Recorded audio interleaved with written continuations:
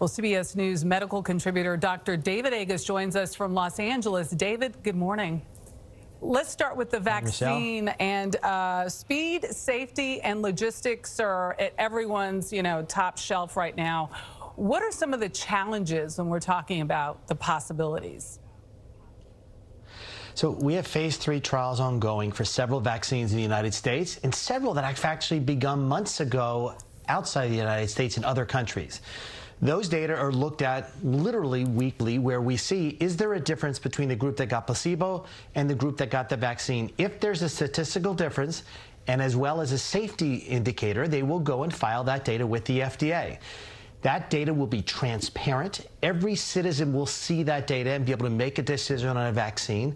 The drug companies actually are getting together now and saying, we're only going to file if the data merit it. So this will rise above politics. Science will win here.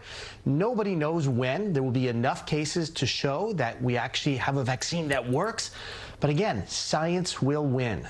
We heard a lot of warning about previous summer holidays and how people handled them and sort of letting their guard down. We are in a holiday weekend, but we're also entering flu season as well. What did we learn and what are we concerned about at this point?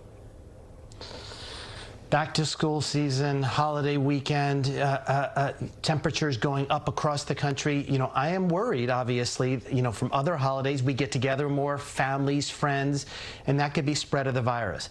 We have to continue social distancing, wearing a mask, and the behavior changes that we all know will stop the virus. It's not only for ourselves, it's for our community. If one doesn't wear a mask, they can spread the virus. So we all have to do it. And I can't emphasize enough that we have to be in this together.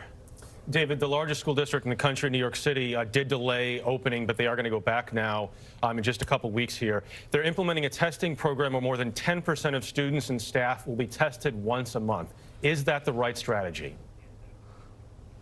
Well, 1.1 million students, 75,000 teachers.